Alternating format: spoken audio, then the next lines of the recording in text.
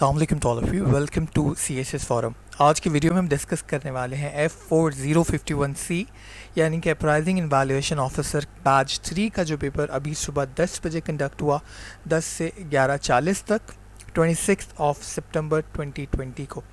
तो चलते हैं वीडियो की तरफ। अच्छा, सबसे पहले इस्लामियत का पोर्शन है, तो उसमें हम जो है वो पहला सवाल देखते हैं कि प्रॉफिट मोहम्मद सल्लल्लाहु अलैहि वसल्लम परफॉर्म हज इन द डैश हिजरा। तो हुजूर पाक सल्लल्लाहु अलैहि वसल्लम ने 10th हिजरी को हज परफॉर्म किया। अपनी ज़िंदगी में एक ही हज परफॉर्म किया। 9th को जो है वो ऑब्लिगेट हुआ था 9th हिजरी को, और 10th हिजरी को हुजूर पाक सल्लल्लाहु अलैहि वसल्लम ने ये हज परफॉर्म किया। The second one is last sermon of holy prophet was given in which हिजरा। तो लास्ट सर्मन भी जो है वो मैदान अरफात में 9 ज़िलहज को अदा किया गया, 10 हिजरी को ही। ठीक है। अच्छा, अगला सवाल था इन विच हिजरी ईयर ज़कात वाज इम्पोज्ड। तो ज़कात जो है वो भी आपकी 2nd हिजरी के अंदर जो है वो इम्पोज्ड हुई थी। ठीक है जी। अच्छा, अगला सवाल है इन विच हिजरी ईयर हज वाज मेड कंपलसरी। जैसे कि मैंने पहले ही बताया कि आपका जो हज था वो 9th ज़िलहज को जो है वो कंपलसरी हुआ, और फिर 10 को हुजूर पाक सल्लल्लाहु अलैहि वसल्लम ने उसे परफॉर्म किया। अगला सवाल है how many days are forbidden for some fasting throughout the year. तो साल के अंदर जो है वो 5 दिन ऐसे होते हैं जिसमें जो है वो फास्टिंग हराम कंसिडर की गई है इस्लाम के अंदर, जिसमें आपका 2 आपके ईद के दिन हैं, जो आपका ईद उल अज़हा है और ईद उल फितर है, और एक 3 जो आपके यौम तशरीक कहलाते हैं, 11, 12 और 13 आपकी ज़िलहज की। तो इन 5 दिनों में इस्लाम में जो है वो मना है कि आप रोज़ा नहीं रख सकते। ठीक है जी। अच्छा, अगला सवाल है आपका व्हेन डिड हॉली प्रॉफिट सल्लल्लाहु अलैहि वसल्लम ऑफर्ड फर्स्ट ईद प्रेयर। तो पहली जो ईद की नमाज थी वो उन्होंने 2nd हिजरी में अदा की थी। अच्छा, लॉन्गेस्ट सूरा ऑफ कुरान। तो लॉन्गेस्ट सूरा आप सभी को पता है, सूरह बकरा है, और इसमें इस MCQs में आल इमरान भी दिया गया था, लेकिन आल इमरान से कंफ्यूज नहीं होना था आपने। सूरह बकरा जो है वो सबसे बड़ी सूरत है। ठीक है। उसके बाद the first poet of Islam. तो the first poet of Islam is known as Hazrat Hasan इब्न साबित रज़ी अल्लाह ताला अन्हा। तो इनको कहा जाता है first poet of Islam. Then the second one is after the death of Hazrat Jafar Raziyallahu Ta'ala anha, the leader of the Muslim army was dash in the battle of Mota। तो जंग मोता में हज़रत जाफ़र रज़ी अल्लाह ताला अन्हा की जो है वो शहादत के बाद हज़रत अब्दुल्ला बिन रवाह जो है रज़ी अल्लाह ताला अन्हा, उन्होंने जो है ये ज़िम्मेदारी संभाली थी लीडरशिप की। अच्छा, इसके बाद Chinese doctor who tried to raise alarm on corona virus in Wuhan. तो वुहान में जब एंड ऑफ दिसंबर 2019 को ये स्प्रेड हुआ, आउटब्रेक हुआ कोरोना वायरस का, तो डॉक्टर ली वेनलियांग थे जिन्होंने जो है इसके ऊपर जो है वो तशवीश का इजहार किया था, और सबसे पहले जो है वो अवेयरनेस जो है क्रिएट करना शुरू की थी। इसके बाद which day is observed as Kashmir black day to mark protest and resentment by Kashmir around the world. तो कश्मीरी जो है वो 27 अक्टूबर को जो है ये अपना कश्मीर ब्लैक डे मनाते हैं, सॉरी, और ये इसका जो सही जवाब था वो था आपका 27 अक्टूबर। इस दिन जो है वो कश्मीरी वर्ल्ड वाइड अपनी रिसेंटमेंट को जो है वो दुनिया के सामने पेश करते हैं। ठीक है। अच्छा, Pakistan rank in sugar production. तो पाकिस्तान की शुगर प्रोडक्शन जो है वो 2019 में 5th रैंक पर थी, 2020 में 6 पर आ गई। लेकिन 6 क्योंकि एक तो MCQs में नहीं था, दूसरा ये जो MCQs थे ये मोस्टली 2019 के रेफरेंस से पूछे हुए थे, तो आपको आंसर इसका 5th जो है उसको आपने हाईलाइट करना था। ठीक है जी। तो वैसे 6 पे आ गई रैंकिंग, और फर्स्ट पे जो है ब्राज़ील और सेकंड पे इंडिया था। तो अब जो है वो इंडिया ने अपनी प्रोडक्शन बढ़ा ली है और वो फर्स्ट पे आ चुका है, इस तरह ब्राज़ील सेकंड पे, और चाइना जो है वो 5th पे आ चुका है, और पाकिस्तान 6th पे रैंक कर रहा है। ठीक है। लेकिन क्योंकि 2019 के हिसाब से था और 6 जो है वो ऑप्शन में नहीं था, तो आपने 5th को मार्क करना था। अच्छा, next one is 14th G20 summit was held on which date. तो ये कमेंस हुई थी जून 28, 2019 को। ठीक है, मक्का में, सऊदी अरेबिया में। ठीक है। अच्छा, अगला सवाल था US military surveillance drone has been shot down by which country. तो 2019 के अंदर ईरानियन मिलिट्री जो है उसने शॉट डाउन किया था यूएस मिलिट्री सर्विलेंस ड्रोन को। तो सही आंसर था ईरान। ठीक है। अच्छा, the 14th Islamic summit conference held in. तो जैसे मैंने बताया कि ISO की जो 14th समिट थी वो मक्का में सऊदी अरेबिया में 2019 में कमेंस्ड हुई थी। ठीक है जी। अच्छा, name of the crypto currency introduced by Facebook. तो फेसबुक की क्रिप्टो करेंसी के हवाले से सवाल ये कोई तीसरी चौथी बार मैं देख रहा हूँ कि कंपैरेटिव एग्ज़ाम में पूछा जा रहा है। लिब्रा है वो करेंसी जो क्रिप्टो करेंसी फेसबुक ने इंट्रोड्यूस की है। जिन लोगों को नहीं पता उनको बता दूं कि ये डिजिटल करेंसी है। ठीक है, जैसे आपकी कार्ड करेंसी है, पहले गोल्ड होते थे, फिर वो पेपर में कन्वर्ट हुआ, पेपर कार्ड में कन्वर्ट हुआ, तो अब कार्ड से डिजिटल करेंसी के ऊपर हम लोग आ चुके हैं, जिसको दुनिया क्रिप्टो करेंसी के नाम से जानती है। ठीक है। अच्छा, when the 14th summit of OIC commenced 31 मई 2019 को OIC की जो है वो 14th समिट जो है वो कमेंस्ड हुई। Who was elected the president of the 75th session of UN। अच्छा सॉरी, ये 74th जो है वो पूछा गया था। 74th जो है वो तिजानी मोहम्मद बंदे हैं, जिनका जो टाइम पीरियड है वो ख़त्म होने वाला है, और उसके बाद 75th जो है वो टर्की के आएंगे 75th session of UN general assembly के लिए। तो 74th पूछा हुआ था, तो उसका आंसर था तिजानी मोहम्मद बंदे। ठीक है। अच्छा, अगला सवाल, Scott Morrison has become prime minister of which country. तो ऑस्ट्रेलिया के प्राइम मिनिस्टर जो है वो अभी रिसेंटली इलेक्टेड हुए हैं, स्कॉट मॉरिसन। वहाँ पे कनाडा का ऑप्शन था, यूके का ऑप्शन था, दोनों के बहुत ही मशहूर प्राइम मिनिस्टर हैं। तो इजीली गेस किया जा सकता था। जब आप फंस जाएं किसी भी सवाल के अंदर, तो आप जो है वो टेक्निक लगा सकते हैं ऑड वन आउट की, यानी कि जो आपको लग रहा है कि ये नहीं है तो उसको आप आउट कर दें। फॉर इंस्टेंस कनाडा और यूके के जो प्राइम मिनिस्टर हैं वो आजकल बहुत ज़्यादा न्यूज़ में भी आ रहे हैं, तो आपको फिर जो है वो ऑस्ट्रेलिया के साथ जाना चाहिए था। ठीक है। अगला सवाल, which country has a comedian as president. या कन्वर्ट हो गया, यानी कि एक कमेडियन था वो प्रेसिडेंट बन गया। तो Zelensky was elected president of Ukraine. तो आंसर था यूक्रेन, जो 21 अप्रैल 2019 को एक कमेडियन जो है वो एक प्रेसिडेंट बन गए। ठीक है जी। तो अब दुनिया में जो है क्रिकेटर और कमेडियन और जो है वो डिफरेंट प्रोफेशन के लोग जो है वो आ रहे हैं, तो देखते हैं जी तब्दीली कहाँ पर नज़र आती है। अगला सवाल था, अच्छा, विच party won the maximum number of seats in 2019 Indian election.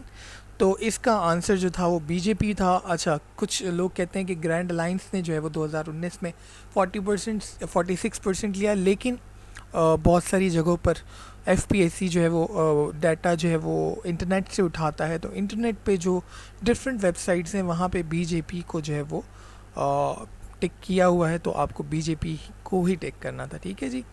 अच्छा, अगला सवाल था, Kartarpur border located in which district of Punjab. Pakistan के नारोवाल डिस्ट्रिक्ट के अंदर जो है वो आपका करतारपुर जो है वो कॉरिडोर कह लें या बॉर्डर कह लें वो लोकेट करता है। तो आंसर,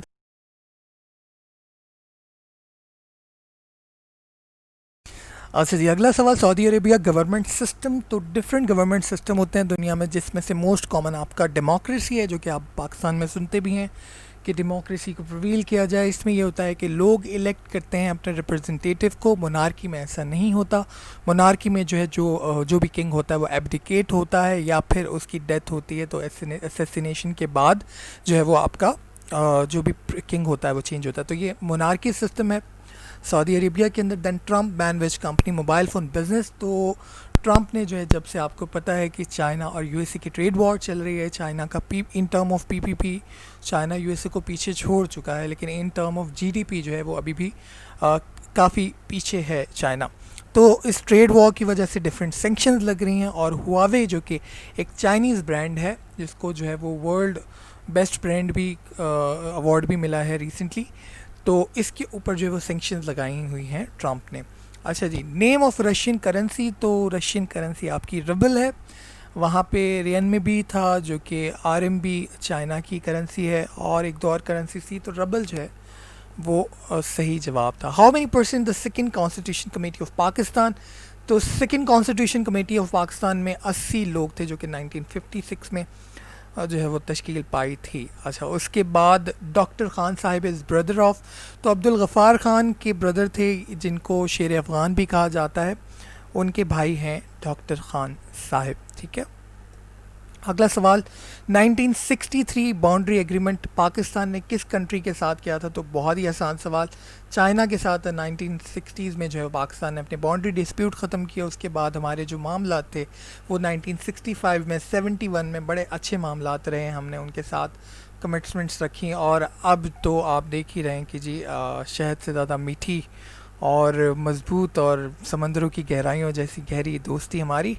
अच्छा, divide and quit is the slogan of कायदे आज़म, जो कि इन्होंने जब गांधी ने जो है वो एक स्लोगन रखा था, लीव इंडिया, इस तरह का स्लोगन था, मुझे एग्जैक्टली याद नहीं, लेकिन उसके पोजीशन में कायदे आज़म का ये स्लोगन आया था कि जी divide and quit is slogan. ठीक है, तो Quaid e Azam was right answer. Which key function is convey end of the document, तो ये कंप्यूटर के कुछ MCQs हैं।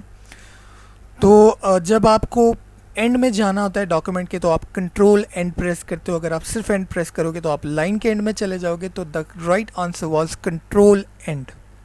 If you want to go column 1 row J, what would you press? Excel. अच्छा, Excel के अंदर किस तरह से फंक्शन होता है आपको पता है कि आप पहले जो है वो अपना जो भी आपकी जो रो होती है और जो कॉलम होती है उसको आप कॉलन के थ्रू जो है वो सेपरेट कर रहे होते हैं, और ये उसका जो है वो सही स्ट्रक्चर होता है। ठीक है, सही तरीक़ाकार होता है लिखने का। तो सही जवाब था C1 कॉलन J10। ठीक है, मेरे पास जो सवाल आए हैं हो सकता है इसमें एम्बिग्यूटी हो, 1 की जगह 5 हो, लेकिन एक्चुअल जवाब आपको समझ आ जाएगा। अच्छा, उसके बाद स्प्रेडशीट क्या होती है? तो स्प्रेडशीट कंटेन करती है column row and column none of above. तो स्प्रेडशीट आपकी एक्सेल की होती है जिसमें रो एंड कॉलम दोनों होते हैं, उसको स्प्रेडशीट कहते हैं। डिफरेंट स्प्रेडशीट यानी कि 3 जो हैं बाय डिफ़ॉल्ट होती हैं आपकी एक्सेल के अंदर। अगला सवाल था, which PowerPoint feature add special effect to modify the appearance of the slide and the timing between each slide. अच्छा, बेसिकली जो पूछा गया था वो ये था कि स्पेशल इफेक्ट जो हैं वो क्या होते हैं। ठीक है, स्पेशल इफेक्ट पावर पॉइंट में किन को कहा जाता है? तो colour scheme, animation, hand out. तो सही जवाब था आपकी ट्रांजिशन जो होती है उसको आप स्पेशल इफेक्ट कहते हैं। To print the PowerPoint presentation, print के लिए यूजुअली कंट्रोल P ही प्रेस किया जाता है, और पावर पॉइंट के अंदर भी आप कंट्रोल P प्रेस करके प्रिंट का ऑप्शन जो है यूज़ कर सकते हैं। Which term is use when you press and hold the left mouse की? तो लेफ्ट माउस की जो है उसमें हेडिंग हाईलाइटिंग का ऑप्शन था और डिफरेंट ऑप्शन थे। तो the right answer was dragging, कि जब आप लेफ्ट की प्रेस करके माउस को जो है वो स्लाइड के क्रॉस मूव करते हैं तो इसको ड्रैगिंग कहा जाता है। अगला सवाल, which file of format can add it to PowerPoint? तो पावर पॉइंट के अंदर JPEG, जिफ, वेव, आप जो भी लोग यूज़ करते हैं उनको पता होगा कि ये सारी चीज़ें आप पावर पॉइंट के अंदर ऐड कर सकते हो। तो सही जो जवाब था वो था ऑल ऑफ द अबव। अगला सवाल मैथमेटिक्स से है, x प्लस वाई का whole bracket x minus Y. तो ये जो ब्रैकेट होते हैं आपस में मल्टीप्लाई करते हैं, तो इसका आसान सा जवाब था x minus Y plus Y x minus Y, यानी कि आपने ब्रैकेट को तोड़ के इसका जवाब निकालना था। अगला सवाल है, x square plus Y square is equal to 8, x minus Y का whole square is equal to 7। इसको सॉल्व करना था, 4xy का आंसर निकालना था। Very simple, x minus Y का होल स्क्वायर का फॉर्मूला लगाएं तो वो होता है a माइनस बी का whole square is equal to a square plus B square minus 2ab।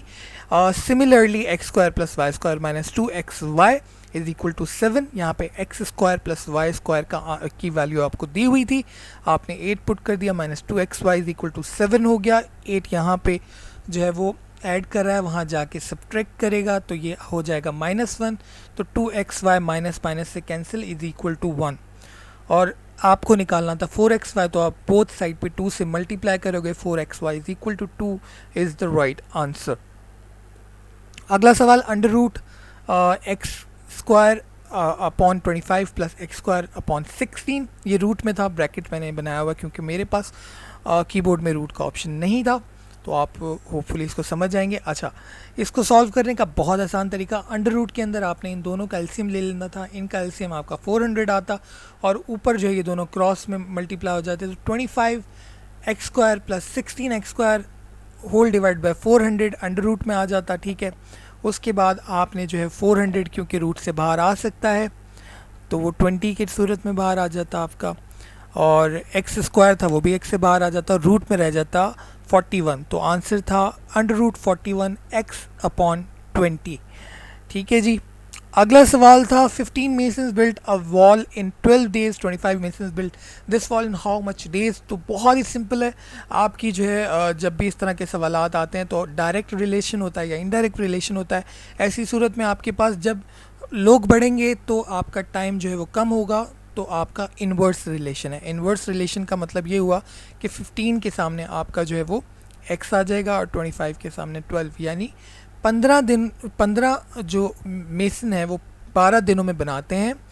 तो जो आपका ये रिलेशन ये इन्वर्स हो जाएगा। इसको जब आप सॉल्व करोगे x इंटू 25, 12 इंटू 15, तो आपका आंसर आएगा 7.2, जो कि वहाँ पे गिवन नहीं था, तो आंसर था नन ऑफ द अबव।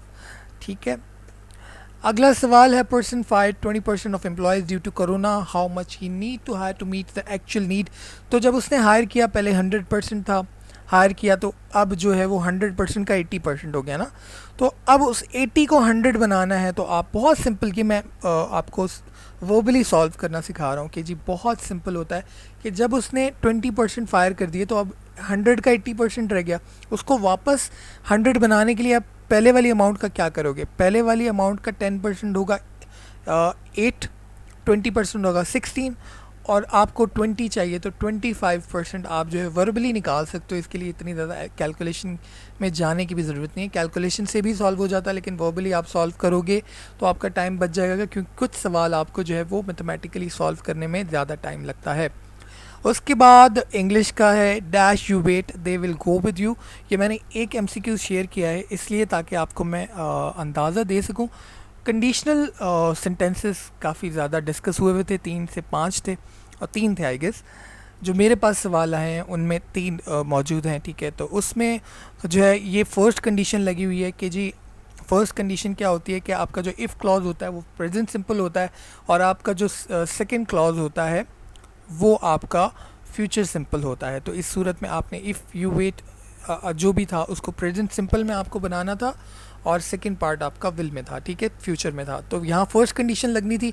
इसी तरह से एक और सवाल था जो कि एंशिएंट सिविलाइजेशन के हिसाब से था, तो उसमें जो आपने वुड हैव बीन लगाना था, क्योंकि फर्स्ट पार्ट के अंदर जो है वो आपका पास्ट सेकंड पार्ट के अंदर सॉरी आपका जो है वो पास्ट परफेक्ट था। तो फर्स्ट कंडीशन आपकी ये होती है कि present simple future simple, second condition में आपकी जो है वो पास्ट सिंपल का होता है, और फिर वुड हैव बीन जो है वो पास्ट परफेक्ट के साथ लगता है। ये कंडीशन सेंटेंसेस हैं, ये आपको पढ़ लेने चाहिए जब भी आपका एग्ज़ाम हो। साथ में आर्टिकल्स की कुछ क्वेश्चंस थे, क्वेश्चंस अभी तक मेरे पास नहीं आए हैं, अगर आएंगे तो वो भी मैं कमेंट के अंदर ऐड कर दूंगा। आज की वीडियो में इतना ही था। वीडियो पसंद आया लाइक एंड शेयर करना मत भूलिएगा, चैनल को सब्सक्राइब करना बिल्कुल मत भूलिएगा। Thank you so much. अल्लाह हाफ़िज़, फ़ी अमान अल्लाह।